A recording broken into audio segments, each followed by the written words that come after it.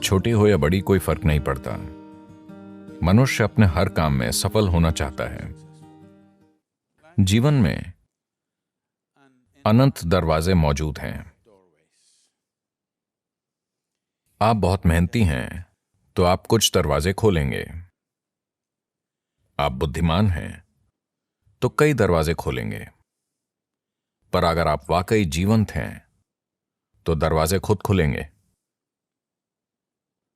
सफल होना लोगों के लिए इतना जटिल हो जाता है कि वो सफलता क्यों चाहते हैं ये आम तौर पर वो बिल्कुल भूल जाते हैं और वो सफलता के सिद्धांत बुनना शुरू कर देते हैं। हर तरह के सिद्धांत, जैसे सफलता क्या होती है। क्या मैं चुटकुला सुना सकता हूं? आप बहुत गंभीर दिख रहे हैं।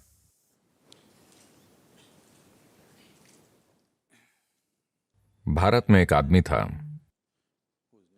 शंकरन पिल्लई। अच्छा, ये जॉन स्मिथ की तरह है।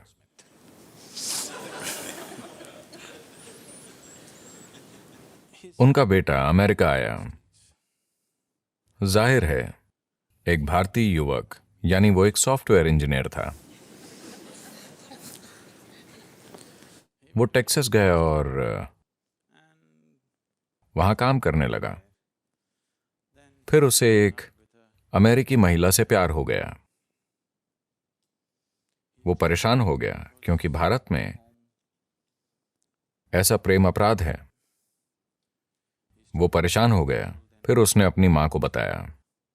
फिर मां ने पिता को बताया और पिता फट पड़े।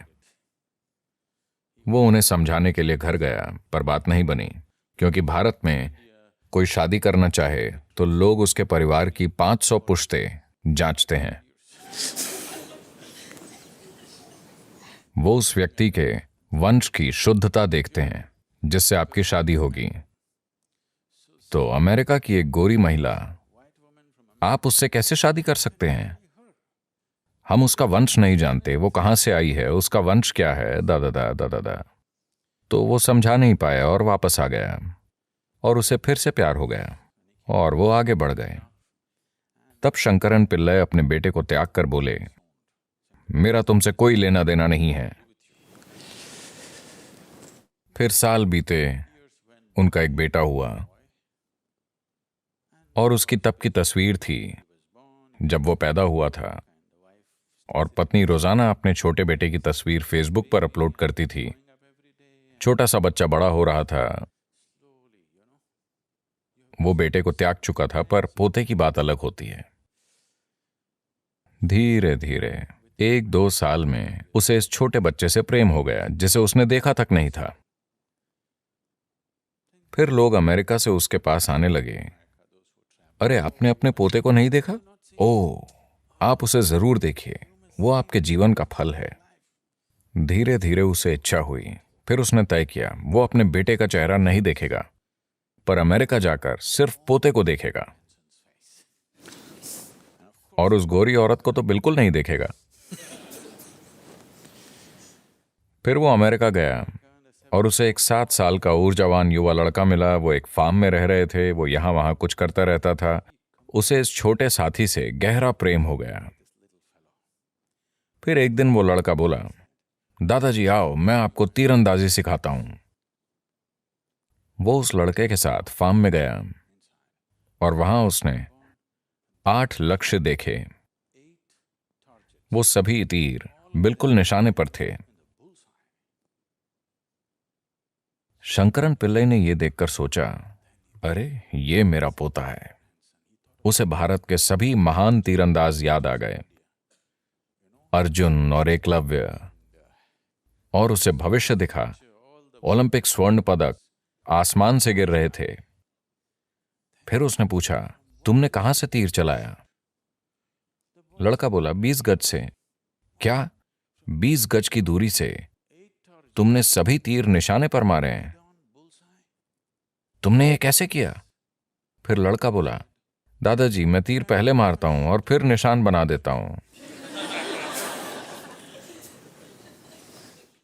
तो सफलता से जुड़े ये सिद्धांत रुकावट बन सकते हैं और मैं लगातार ऐसे लोगों के साथ रहा हूं, वो एक हद तक सफलता पा चुके हैं, पर उनका जीवन उनकी सफलता के सिद्धांत में फिट नहीं हो रहा है और वो ढांचा टूट रहा है। पर उन्हें लगता है कि कुछ गलत है। कुछ गलत नहीं है, वो बस बेहतर हो रहे हैं, स्थितियां उन्हें आगे बढ़ा रही हैं, पर उनके सिद्धांत टूट रहे हैं, तो वो अपनी सफलता से दुखी हैं। आपको कई लोग ऐसी चीजों से गुजरते हुए दिखाई देंगे।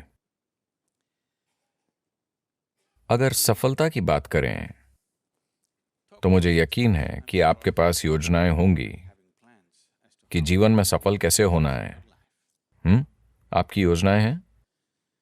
योजना ठीक है। योजना अच्छी होकर भी एक उलझन हो सकती है, क्योंकि आप आज जो जानते हैं उसी से योजना बनाते हैं। योजना किसी अनजान चीज पर आधारित नहीं होती। आपकी योजना यानी आज को बढ़ा चढ़ाकर कल की कल्पना करना। अभी आप यहां एक स्तर पर हैं। आपकी योजना ये होती है कि ये इतने वर्षों में 10 गुना होना चाहिए, या 100 गुना, या लाख गुना हो जाए। But plan is just essentially an exaggeration of what is today. पर योजना यानी आज की स्थिति को बढ़ा चढ़ाकर की गई कल्पना। शायद इसके पीछे कोई तर्क हो, शायद आप उससे जुड़ी चीजें समझते हों, पर मूल रूप से आप आज की ही बढ़ा चढ़ाकर कल्पना करते हैं। यानी कई मायनों में वो सभी संभावनाएं खत्म हो जाती हैं जो अभी आपके अनुभव में नहीं हैं। आपने पेंसिल्वेनिया की बाढ़ के बारे में सुना? पेंसिल्वेनिया में बाढ़ आती है। आपको पता है, एक बार एक बड़ी बाढ़ आई और एक शहर में पानी इतना ऊपर उठा कि घर डूबने लगे। तो 2 छोटे लड़के अपने घर की छत पर चढ़कर बैठे थे। फिर उन्होंने अपने घर के सामने एक टोपी को ऊपर नीचे होते देखा। एक ने पूछा, वो टोपी ऊपर नीचे क्यों हो रही है? दूसरा बोला, चिंता मत करो, वो मेरे पिताजी हैं। कल उनका मेरी मां से झगड़ा हुआ था और उन्होंने प्रण लिया था, नरक या ऊंचा पानी, मैं लॉन जरूर काटूंगा।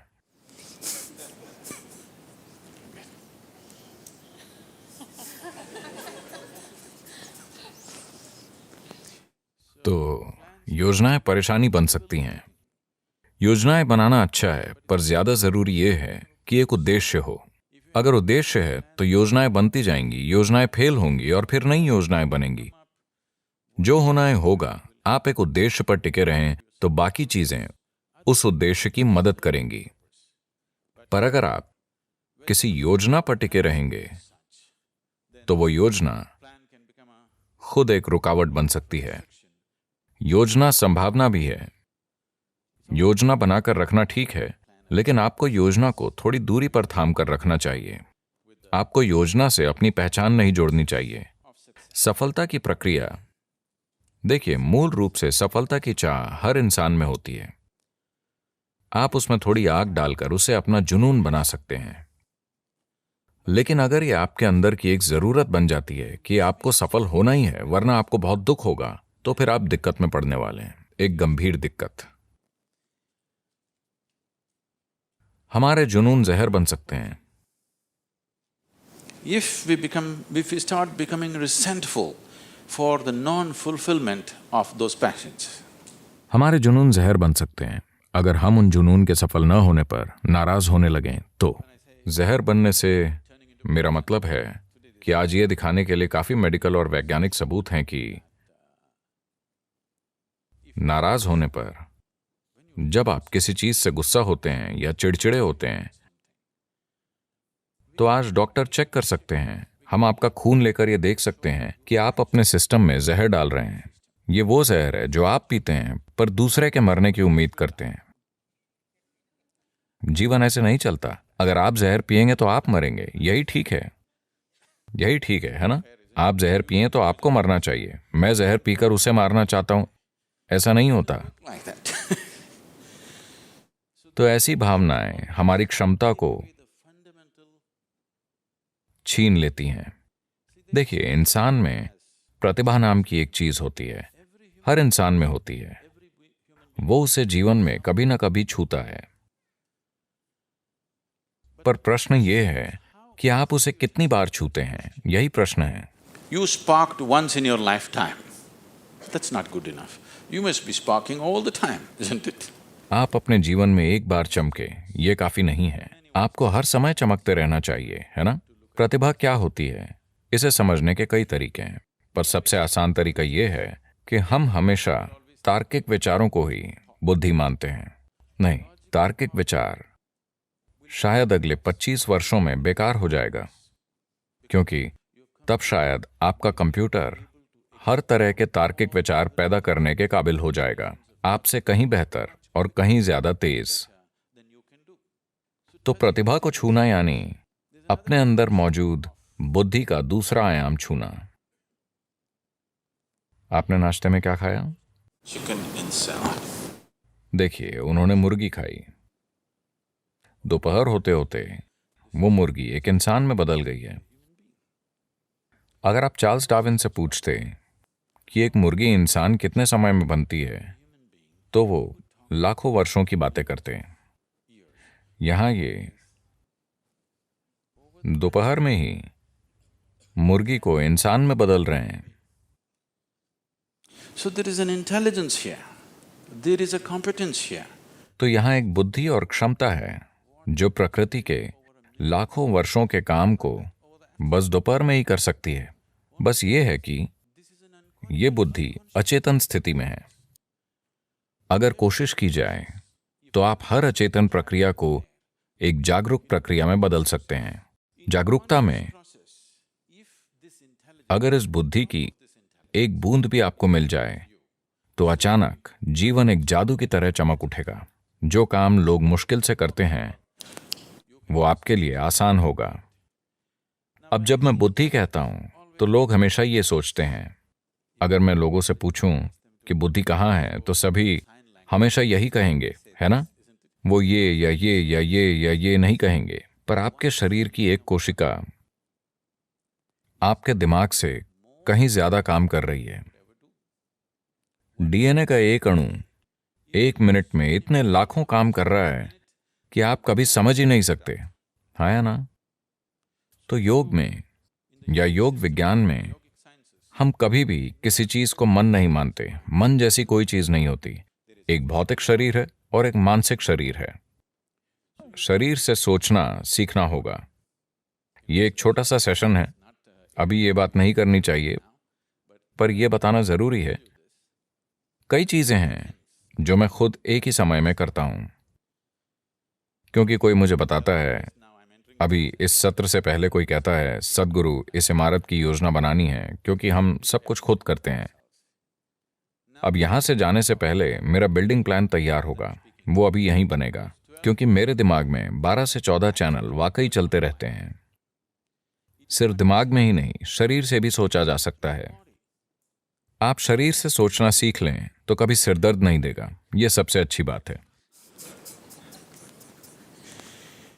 इतनी जिम्मेदारियां हैं और कई चीजें एक साथ